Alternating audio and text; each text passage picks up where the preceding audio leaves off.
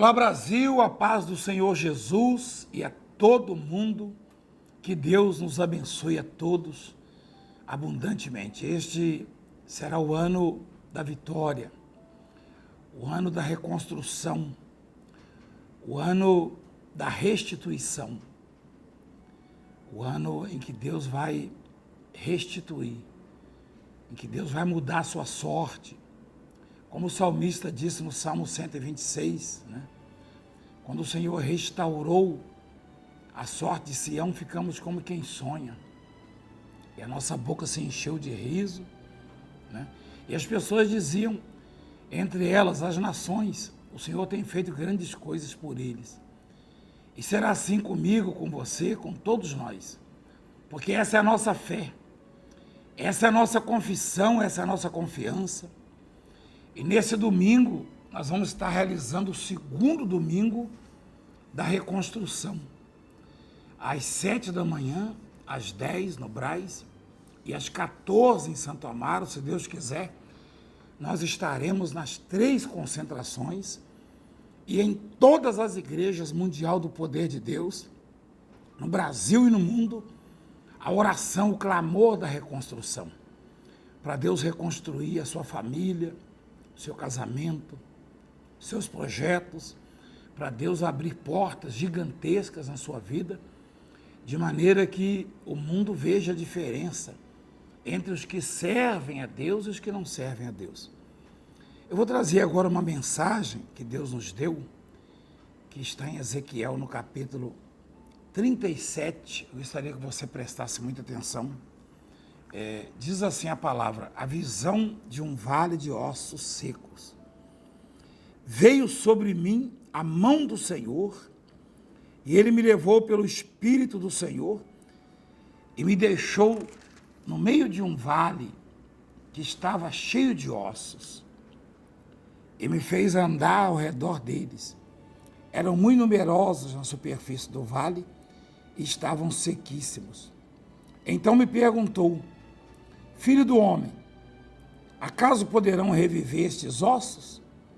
Respondi: Senhor Deus, tu o sabes. Olha só, o profeta Ezequiel, ele estava vivendo um conflito, uma fase de muito aperto, de muitas cobranças e ameaças, enfim, e vendo o povo definhar, o povo aflito, o povo cercado, angustiado. E normalmente o povo recorre ao profeta. Pelo menos no passado era assim, né? Hoje o povo recorre a algumas alternativas, algumas possíveis soluções, não conseguindo, aí recorre ao profeta que representa Deus. Só que na época as pessoas recorriam, até os próprios reis recorriam aos profetas. E Ezequiel estava aflito. E Deus deu uma visão a ele. Nessa visão ele era levado pelo Espírito, né? Arrebatado, transportado para um vale que estava cheio de ossos, tá? Um cemitério mesmo. Então Deus pergunta assim: filho do homem, acaso poderão reviver esses ossos? Presta atenção nessa pergunta. E Ezequiel respondeu: Senhor Deus, tu o sabes.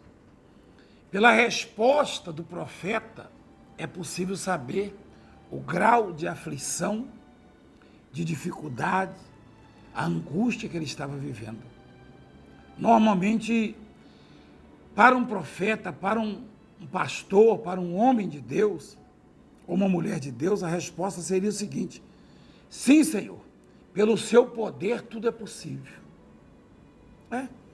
Sim, Senhor. Se você ver a resposta de Jesus, quando aquele homem leva o filho lunático, endemoniado, doente, e pergunta para Jesus assim: se o Senhor pode fazer alguma coisa, então faça. Aí Jesus fala: se pode, tudo é possível ao que crê. Olha só a resposta, a diferença. Por quê? Porque Jesus estava afinado com Deus, estava em sintonia, na fé, no Espírito.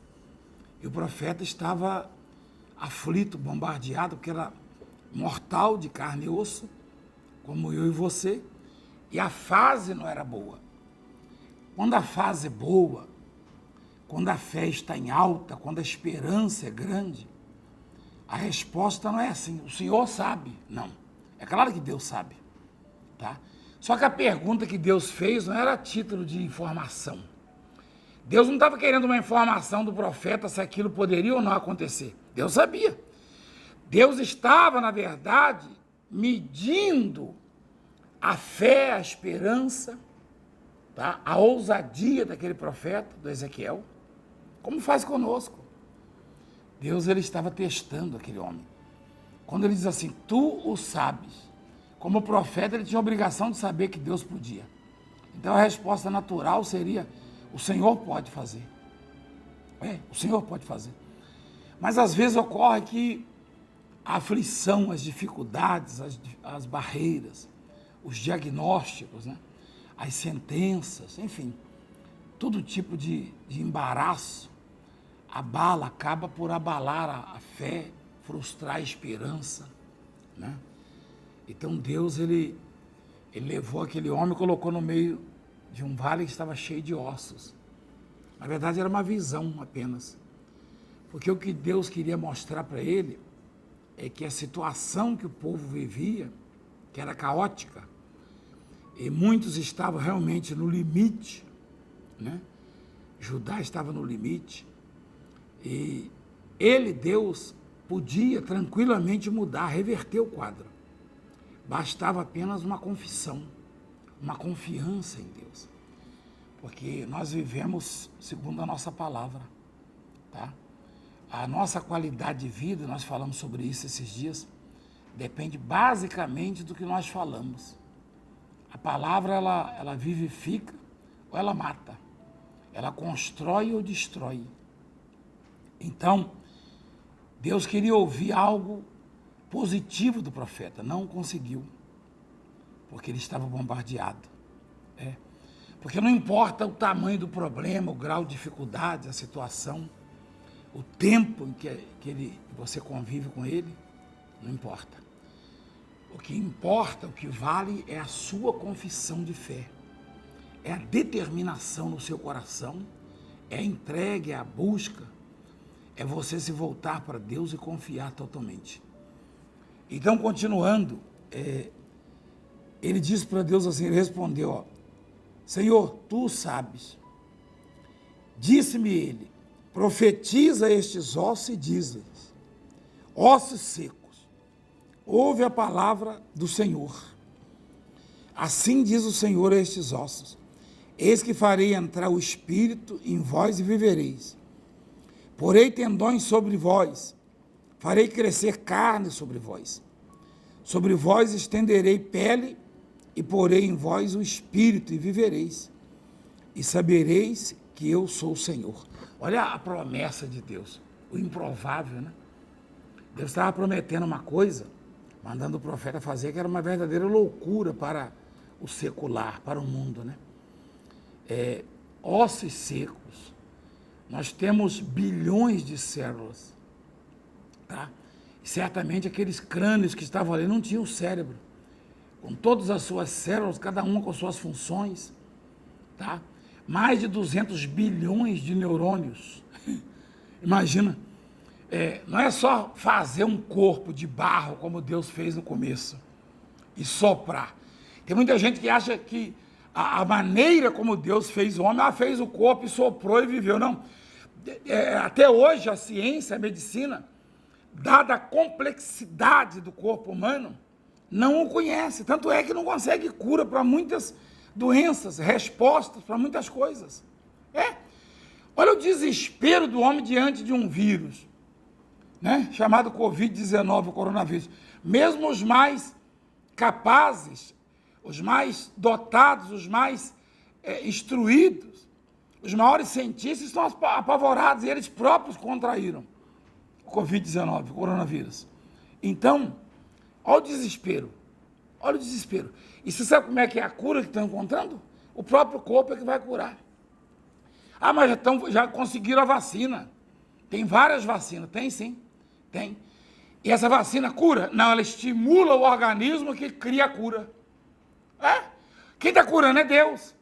Se você é vacinado com o próprio vírus, porque tira-se a proteína, chamada proteína espinhosa do Covid-19, mais um vírus de um animal como o chimpanzé, produz a vacina, aplica na pessoa, e essa vacina, que é a própria doença, enfraquecida, é claro, que não vai adentrar a célula, mas dependendo da fragilidade do corpo, da imunidade baixa, causa danos também, você sabe disso, né? Já tem explicação, inclusive, da ciência sobre isso.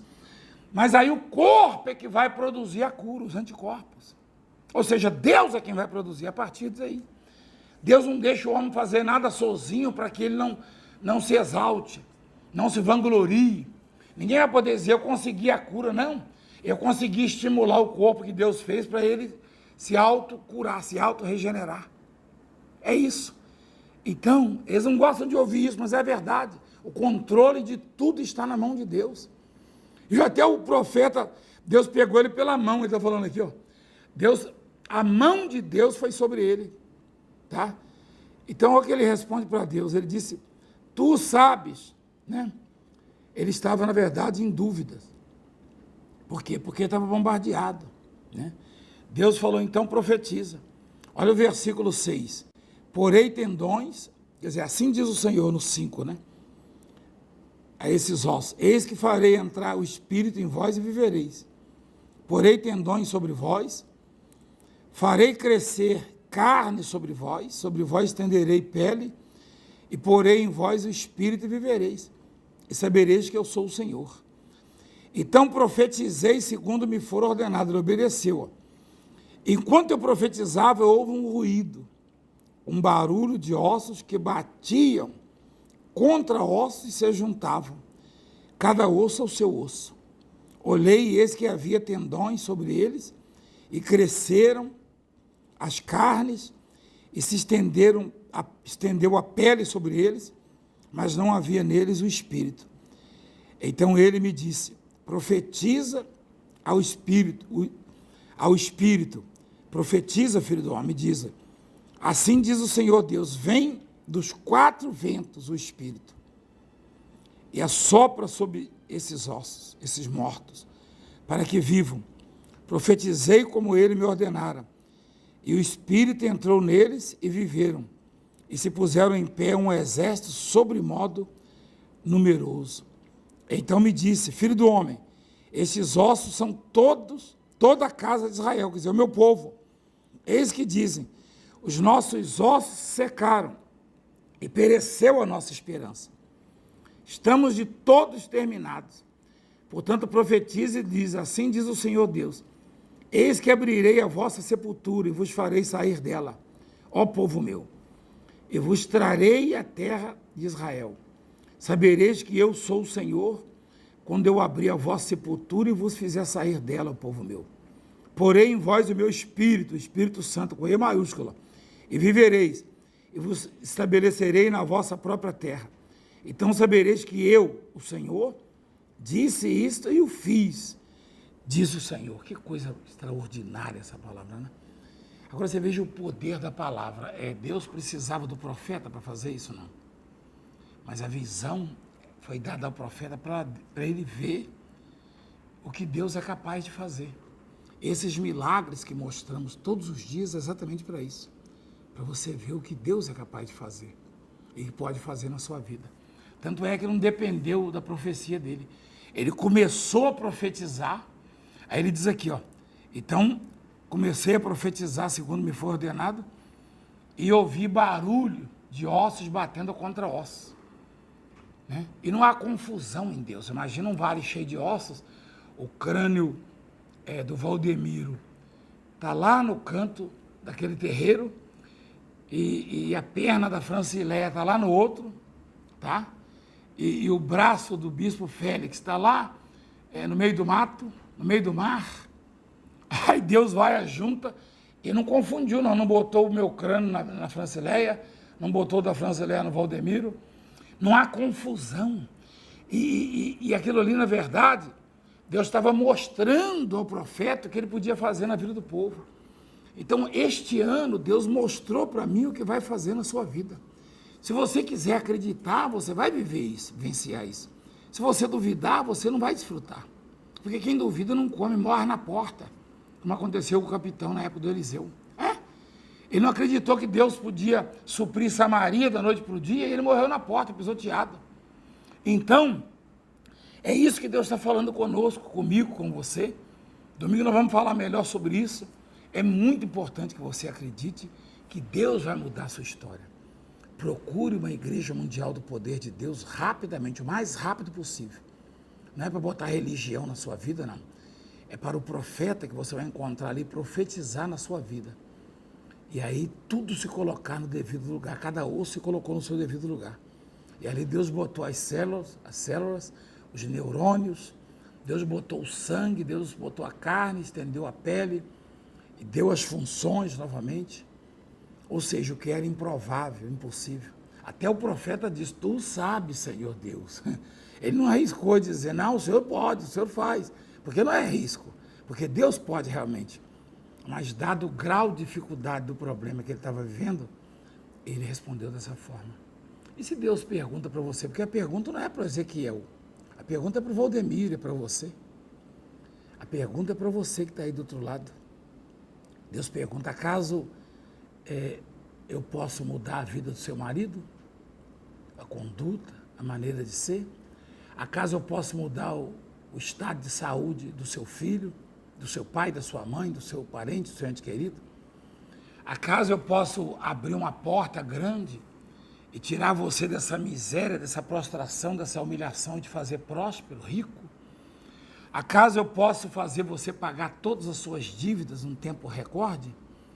Acaso eu posso tirar essa aflição, essa angústia, essa preocupação de proporcionar paz? Então a pergunta é para você. Você vai responder, tu sabes, Senhor Deus? Ou você vai responder, o Senhor pode e eu creio e eu estou aqui, eis-me aqui, eu vou buscar. Vai depender da sua palavra. O profeta disse, tu sabes, Senhor Deus, porque ele estava desesperado. Mas eu e você temos razão de sobra para acreditar. Então presta atenção, bispo, pastor, pastora, missionária. Presta atenção, obreiros, povo de Deus. Domingo, nós vamos entregar o segundo tijolinho da reconstrução e vamos aplicar o coração, a nossa fé, derramar o coração. E o poder de Deus vai se manifestar. E algo grande, extraordinário vai acontecer. Tá bom? Essa é a palavra para a sua vida, para a minha vida, para todos nós. 7 da manhã, 10 da manhã, isso no Brás, às 14 em Santo Amaro. Nós vamos orar agora, vamos falar com Deus. Eu queria que você me ajudasse a fazer o programa, investindo, né, esse mês de janeiro, o mês mais importante do ano, você plantar uma semente grande na obra de Deus. Estamos pedindo uma oferta de ouro, uma oferta de 300, uma de 200, que é de prata, de bronze, de R$100. Você pode também ofertar R$50, diretamente em uma das contas da Igreja Mundial do Poder de Deus. Faça isso e Deus vai fazer maravilhas, tá bom? Pai querido e amado, nós entramos em oração na Tua presença em nome de Jesus Cristo. Diz a Tua palavra, invoca-me e eu te responderei. Anunciar-te-ei coisas grandes. Então, Pai, faz com que o Teu poder se manifeste e maravilhas possam acontecer, coisas grandiosas, e que o Senhor possa verdadeiramente fazer com que o Teu povo seja restaurado, reconstruído, transformado, cura de qualquer enfermidade, de Covid-19, de câncer, de lepra, de paralisia, de cegueira, surdez, cura de cisto, mioma, cura os rins, devolva os rins deste homem. Eu oro pelo seu Wilson, Senhor Wilson, Pai. Toca na vida dele, restaura-lhe a saúde. Eu oro por todos que estão nos acompanhando agora, nos assistindo. Meu Pai, abra as janelas dos céus e derrama bênçãos sem medidas. Prospera o Teu povo, os Teus filhos. Abençoa esta água e quem beber receba vida. Em nome do Pai, do Filho e do Espírito Santo.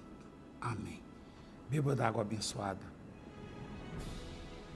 Você que quer se tornar um dizimista fiel da obra, liga, deixa o seu nome para que possamos orar por você.